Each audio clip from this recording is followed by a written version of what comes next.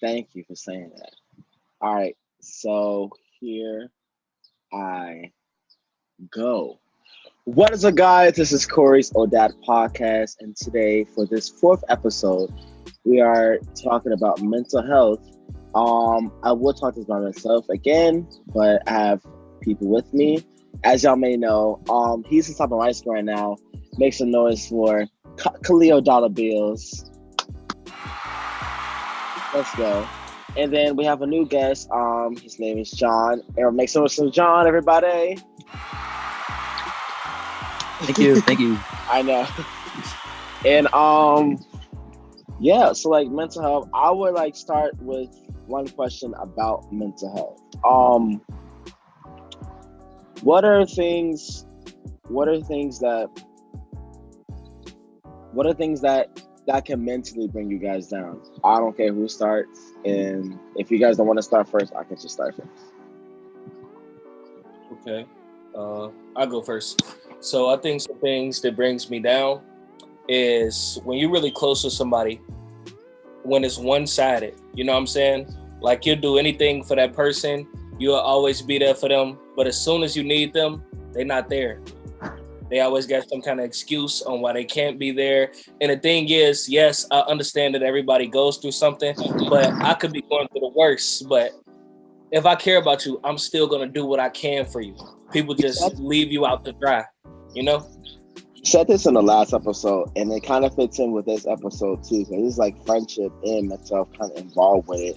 Because like, no matter like what you're going through, like still you can still contact each other, even though you feeling like you're just shitting all over yourself, and then you know what, help that person or contact them, because you know what, like I said, still I now well. Now I'll probably say at least one or two people I can lose contact with if I'm feeling, down over my days. That's including you, Cleo. And like also just mentally it's kind of just so mental. It is a broad topic to talk about, and it's just like kind of fits in. I want to talk about more about teenage mental health or what that shit brings down to. Within that, I would say, how can I say this? Social media. Social media definitely brings down teens' mental health because they start to compare, like more like, oh my god, what I'm seeing, like in a picture, and they start to realize, oh, I'm not there where they are at my life, and that kind of just brings them down. But no matter how hard it is, it doesn't really just brings them. Basically, what I'm saying is, it doesn't matter where you're at in life. It's just like, if you're not there yet, that is okay. Mentally they are there, but if you want to be there mentally with them too, you start to follow their footsteps as the same way. Just saying. Does anyone want to add on to that? Or not?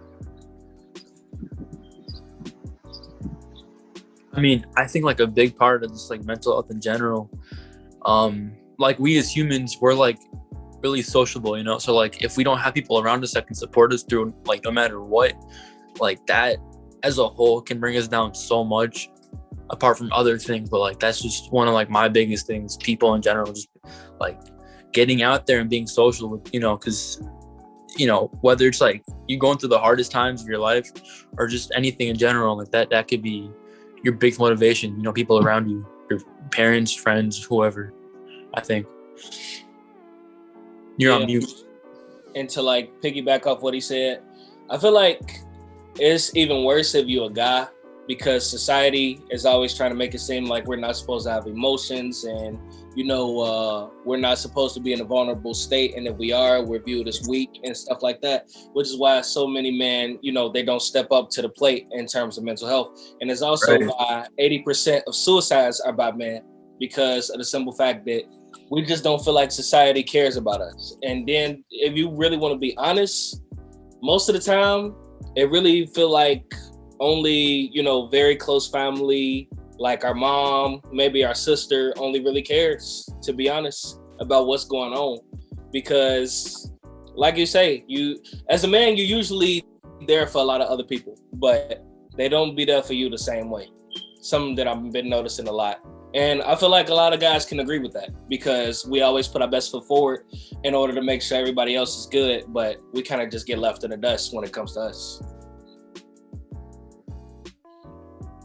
When it comes to us as what again? I'm sorry. Just literally my sister trying to feed some geese and they all just coming over here hissing at each other. It's like for us men or for us black men? No, men in general. It don't matter if you're black. I feel like every man has to experience that because that's just how society has, built everything to be. Oh yeah. I feel like just like in general, just so messed up. I feel like it was just messed up how just men don't really know about more of, hold on. Amani, if you drag them on here, okay, I will push you with those geese. Amani, get away. Get away. Get away. They're hissing at you. Did you guys hear? Men mental health is like, so I just like, men don't really realize themselves that much. Okay, well, some of them do. I just feel like most men are not really open about it because they see it would be less, how can I say this? There is a lot of words to say, like, if men does talk about mental health, society shows them, oh, they're soft people. They don't know, they're soft. They just being like a wimp or a P-U-S-S-Y about it. But the whole time, you just realizing, where's your state of mind, how you feeling, and like writing things down of what you're feeling every day. That can just improve your mental health by seeing like what chapters you're going through and everything. And yeah, that's all I have to say about like men's and mental health. And then like men just kind of they feel, how can I say this? Men like mental health with men hurts more with men. I feel like hurts more than men with women for some reason. Don't crackle it. But yeah, that's all I have to say. Yeah, I agree. Don't stutter or don't crackle. No, the bag. Stockies. The bag. Oh, I'm sorry. Oh, these are really sensitive then. It's just like ASMR. Okay. But yeah. Does anyone want to add on to that? I mean, like personally from what you said, I mean, I think people that I'm close to, I'll speak out to, about my problems, but like majority of the people I'm friends with or even family, I just keep to myself because I don't really like to be like that person that, I want to be like, oh, I have this problem and all that and be like trying to get attention and stuff. It's not how I it's not how I am as a person. But I talked to my cousin about mental health and he was like, I feel like he's my only family. Hold on. Why are they close? Because you fed them. Now I have to get away. No, look how close they are. It's right there. How do I carry on for this? This is like she's like so a big distraction to me right now. Wait, what did I say? Talking about you said something, I think. I was saying stuff about like family and opening up to people about your problems, but like I don't know what you were saying. Family. I said I opened up to my cousin right here. He's on the phone right now, but I opened up to him about like mental health. I feel like he is the only family open to my mental health because he's going like sometimes we go through a mental crisis at the same time. And then like when we just like kind of talk it out and just write things down, it kind of does make sense. Now I can't get out. I can't get out. I can't get out now. I can't get out. I don't know. But like we do like go through mental health crisis. Me and him just kind of just talked about it. And then after that, maybe the conversation may feel better. Maybe we need something more than that. But like, I think talking out to people on the phone or on FaceTime will be a lot better so you can just hear their voice. I feel like texting, like, I did say this on this last episode, like the second episode, like, who's going to text you, like, if you're feeling down or not? Like, why would you text that person, etc.? I just feel like it's unrealistic. You know what I'm saying? Yeah, I feel you. And not only that, sometimes when you're talking to people, you don't really feel like telling them everything because we kind of feel like we've been a burden when we talk to people about our problems. I really feel like that's a huge thing into it. Like, you know, you could be going through the worst time of your life, but you just don't want to be a burden to the people that you care about. Even if you allow them to talk about anything to you, it just feels weird when you talking, you know? Yeah. Because, like, my friends, you know Stephanie, right? Mm-hmm. I said, like, before we get on this episode about mental health, she said, I don't really know much about mental health. And I feel like oh my gosh. But we got to get out of that as people. We got to realize that if somebody really do care about us, we're not going to be a burden no matter what we're talking about.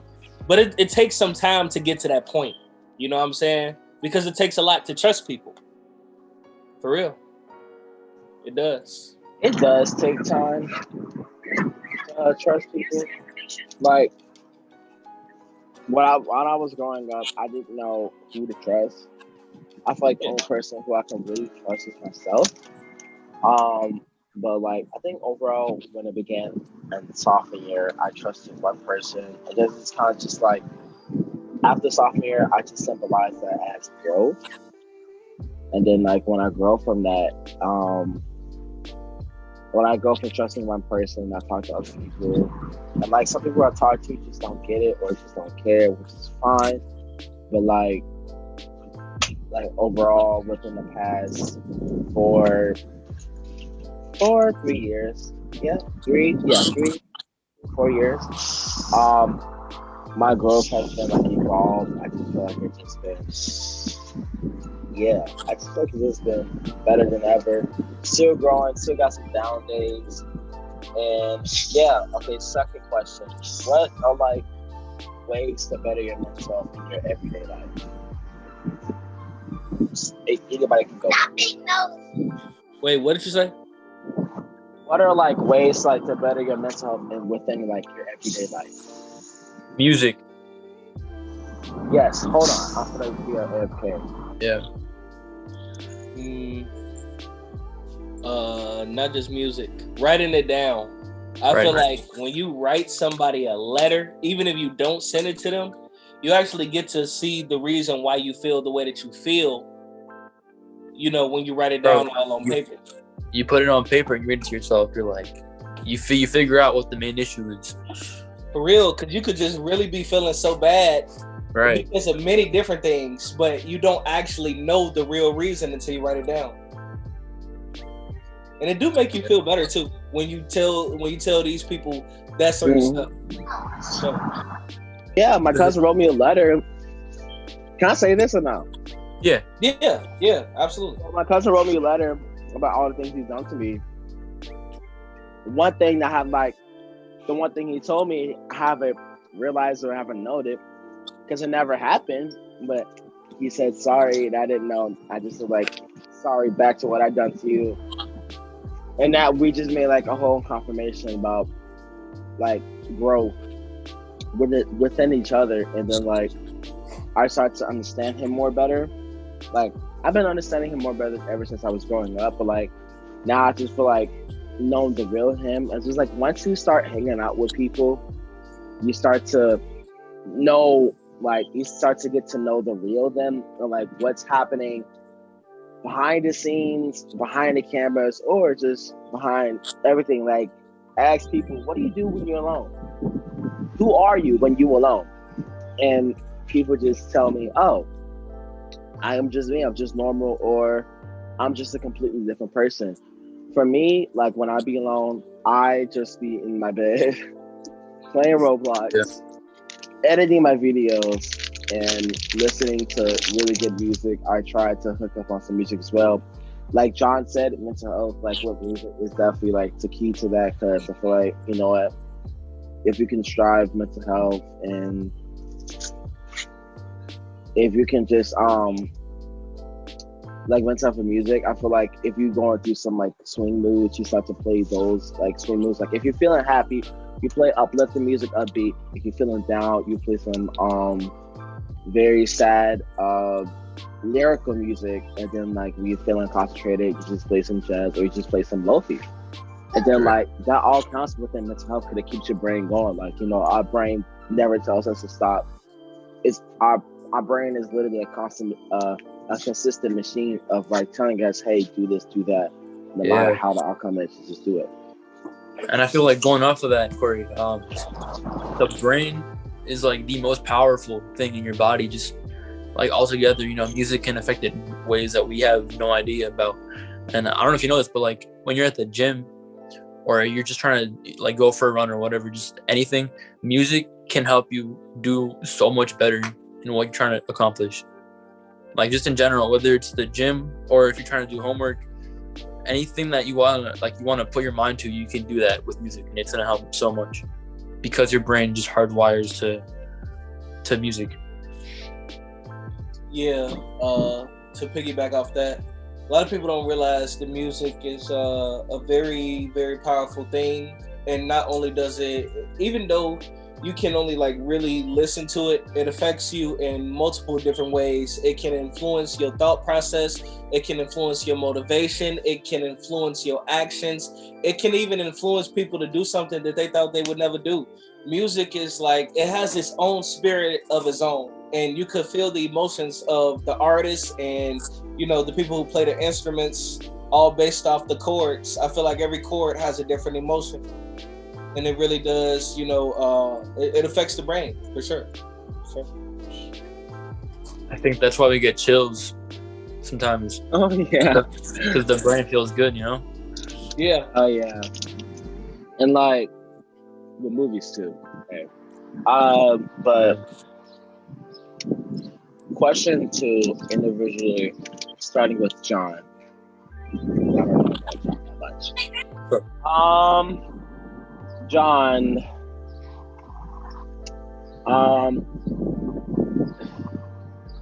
we'll start with this one question.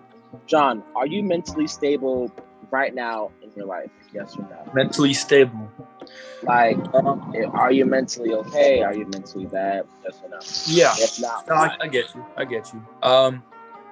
I mean, I'd say for what I am right now, compared to, you know, the past, I think I'm pretty good. I know there's people out there that are doing a lot worse. And I'm grateful for myself and, you know, my mental state. But to define okay, like, yeah, I'm doing okay. We're good. How about you, Khalil? Taking it one day at a time. I guess be very transparent. I'm not really doing great at all. And the reason why I say that is, before this, I was a person that held everything in. I cried recently, but that's the thing. I haven't had any like actual emotional release in 3 whole years. So every issue, every situation, every circumstance, every setback, every death of a family member, I had no emotion shown or reaction to it at all. Not even a little bit. So, you know, when I finally allowed that to happen, it just wouldn't stop. And it's like, I guess you could say over the years, the only emotion that I've really been showing is anger, because that's the only thing that'll come out. Everything else, like, you know, sadness, it just wouldn't come out no matter what would happen. I guess I just became emotionally numb because of everything that was going on around me. And I was always finding a way to distract myself from what was going on. Let me add on to that. Since I'm here sitting down quietly now, thank God. Let me add on to that. Yeah, I just feel like I've just been emotionally numb because, you know, back in my first episode, growing up with autism, I still have, it's like, you know what, fighting battles through communication, fights, going through loose emotions. I just feel like, you know what, last time I actually cried was 2018. Like, actually cried, but after I don't cry myself to sleep. When I hear a sad song, I don't usually cry anymore. I just feel a little watery, but I don't usually cry, like shed tears all the way. Like, I can't remember the last time I cried to sleep. It's just because of my growth wise. I feel like, excuse me, sorry. Within those years, I've just been shown like a lot of growth, like how strong and resilient I am on what things I can handle, on what things I can't handle. I feel like when people bring up my past experience about like middle school, what has done to me, or what like significantly still haven't gone through yet, when people say that to me, mentally, I am not ready to go over that because there's some still stuff I can't just reflect, like, you know, me as my life right now. And then, like, within that being said, I just, like, I try to hold it in, but, like, you know, when I think the last time I actually really cried was, like, winter 2021. Because, you know what, somebody teased me and about, not now, about my life now, and about something that happened a long time ago.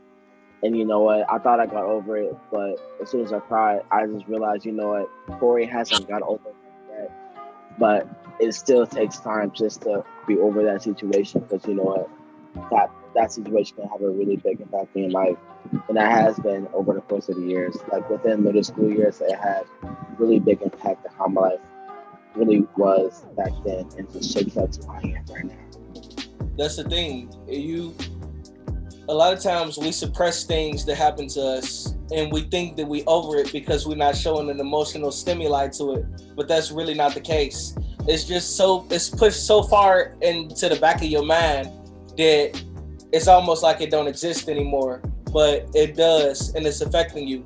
The more you hold in the emotions, it could even affect you on a physical level. Oh my God. Oh, Dijon, you want to say something? I thought you wanted to say something. Me?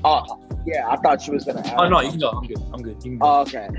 Oh my God, I like been holding emotions like for things for a very long time. So you know what, I just like, you know what, as a society, as a man was showed and told, like, you know, society shows like, you know, it represents as, oh, man doesn't cry, man just keeps it together.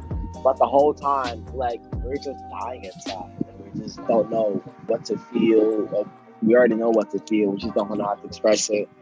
Because it's like what society portrays us as men. It's just kind of it's just so irritating. I just don't like it. You know, if you need to cry, go and cry. Because you know what? Cry can also be a release of like, dopamine? I don't know. But like when that release comes out, you start to feel a whole lot better. And you start, like, there's different stages of like grief. Like, you start to show, I don't know, I saw this TikTok, you know Olivia Rodrigo, right? I think I already know this. Yeah. Well, it's like you show 5 stages of grief, you show denial, you show grief, you show there's a lot of, hold on. I think part of it's acceptance too. Acceptance Is the last one. That's the last one, yeah. Anger. So denial, anger, payback. I think that was a revenge. Another word for revenge. You showed revenge to that. Yeah. You showed acceptance. I feel like there's one more between payback and acceptance. But like within that, I was going through a lot of those times, and you know what? I'm still going through it, but like, not major things, only minor things. The major things I've been going through has been already been passed, and I just feel grateful of like where I'm at in my life right now. Because I never thought I would make it to this age. I never thought I would just live longer over my condition, because you know what, it's a condition I wasn't really picked on. It was just important to me, and just feel like people needed to understand. Because you know what, when something happens, I react to this, and like people just show different emotions, and then we come back. Like, just like come back with the emotions more superior. So yeah, that's not the same. Yeah, no, I get that. I was gonna say something else. I don't know what it was. Is it about Olivia Rodrigo with the mental? No, it's just. Shoot, I forgot. My bad. Oh, you're fine. You can go. Yeah. You can just... Nah, bro. That plane flew. It's gone. I forgot. I already forgot. I was gonna talk about how I am mentally, but Oh, should I just talk about it now? I'll Yeah. just talk mentally while you're still thinking about it. Mentally, I am okay. I'm in a house. We're all the time. I have a car. People say car makes things better, which it does, but like we have nobody to do it. It kind of just brings it also down. But like doing things on your own, I feel like. Well, I've been to a nature walk yesterday. I told my cousin this because he was here yesterday. Excuse me. I went to a nature walk down the street from my house, and I felt good. Para los de arriba. So like,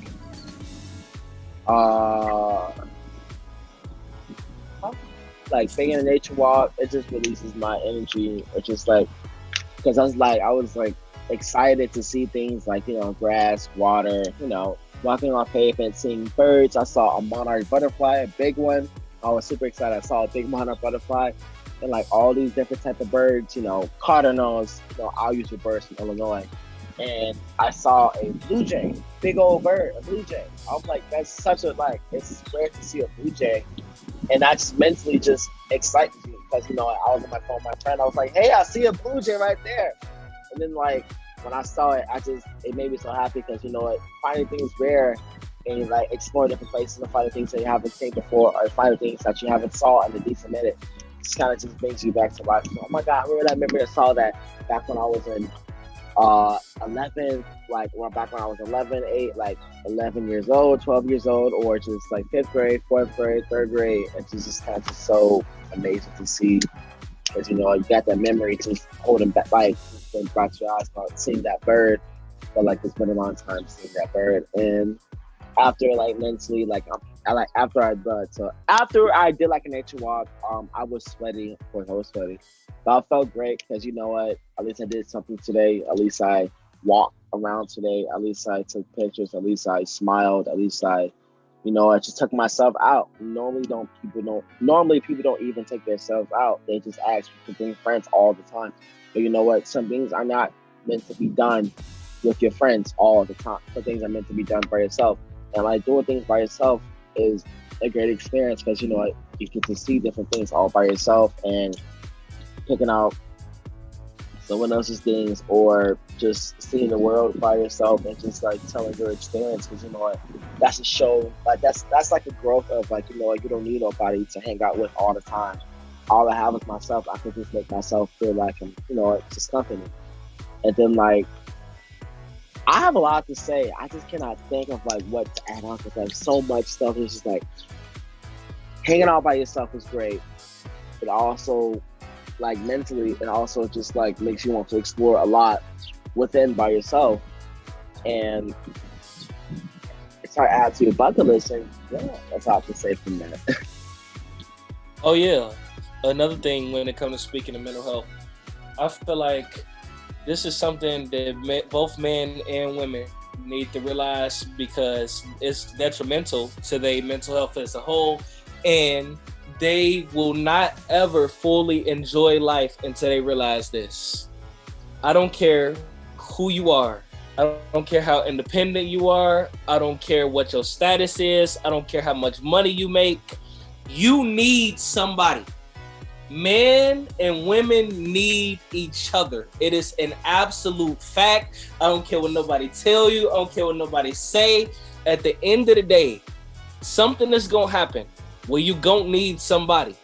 And if you walk around and you just live life thinking that you'll never need nobody, you'll never ever reach your full purpose. Everybody needs somebody. Every person that was ever great at anything that they did, they had somebody's help. Because you can't walk this life alone. Jesus didn't even walk this life alone. Keep that in mind. There you go. Amen. Yeah. To add to that, I feel like if you notice, the loneliest people do the worst things. Like, you know, like people have done, like, I don't know. This is going off the top of my head. Jeffrey Dahmer, right? You know what he did. Man had never had a person in his life to care about him.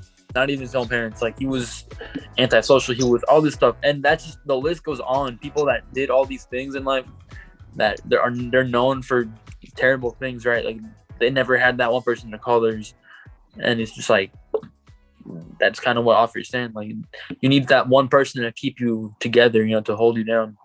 Yes, because sometimes when you're by yourself, you start to make less conscious decisions. If you get somebody that's really there that could actually hold you accountable before you make that mistake, you could just be a better person overall. You know what I'm saying? And like even going back to the whole thing when we was like, talking about God and stuff like that, he even said in one of the first verses, of the Bible, he said that, men and women should not be alone. It is very, very important to our own, our own mental health, our own physical health, that we're not alone. Because when we're alone, we can really make a lot of bad decisions based off, overthinking, anxiety, depression. But if you get another opinion, it'll almost always be better. Yes and a no from that last part. Don't get on with the pen. Yes. Well, not always be better. You're right on that. Because some people will think you are. I was going to say that. I was like, yes and a no. Yes, it's always great to get in your opinion because you know what? If you haven't done it before, you just want somebody's opinion, which everybody does go through when some people haven't done things before. They always look at reviews, or they always just talk to a friend or a family, or just talk to somebody online like, hey, how did this product go? Like, how did this work for you? But mostly be better with opinion, but time after time, doing things alone, it's just kind of just like, you're like, let's do it. Just bump it, because you know what? Sometimes it's better to have no opinions around you except for you, and you like self-criticize what you got going through. And shoot, I was gonna say travel the world, like man and woman, we need like a matriarch and a patriarch, and we need like man and woman to collide together and collab. I feel like, you know what, we've been talking on each other ever since, ever, basically. We've been talking to each other, and it just kind of just don't make sense, because you know what, you don't always need a POV from everything that you need to be talking about. You don't always need a POV from a man's side. Sometimes you need a POV from the woman's side too, to express how they feel about some things, or just say things like, "Oh, I've been through this before. I was scared, or I just don't know I was ready." Like all that comes within sexuality, sex, personality-wise, everything. It's just, maybe some men say it's easier, what you gotta figure out which it is true. Some men said it's easier talking some situations throughout to a woman than a man, because a man feel like it's gonna just don't care, or it's gonna just criticize more than women. I feel like same thing with women, a woman feel like talking to situations that are really hard on them. It's easier to talk to a man than a woman, because you know what, the woman might have something in just, and that's all I have to say. Is anybody lagging? Am I okay? Yeah, you good. I'm here. I was listening. Am I lagging? Oh, okay. That's John's out. No, I'm here. Yeah. Is that it before we end this conversation? We talked about a lot of subjects, you know what I'm saying? Do you have anything else you want to add? Yes. Mental health. Do something monumental every week. Okay. Whether it's by yourself, or whether it's people. Do something that can make your summer be memorable. No matter how hard it is, no matter how scared it is, no matter how easy it is. Just do something that just makes your week, basically. Just makes your week a whole lot better. Or if you're doing something for the start of the week, that could be a booster. That could be a monumental thing, but that could always be a booster for what your whole week may look like. It is only Tuesday, so do something. Absolutely. Indubitably, bruv. All right, I think that's it. Thank you guys so much for watching this podcast. I know we got a big distraction because my sister was feeding geese, and she can come out now since I'm ending this podcast. Yeah. We're just gonna wave and say goodbye, and I'll just stop the recording from there. All right, see you guys later. Okay.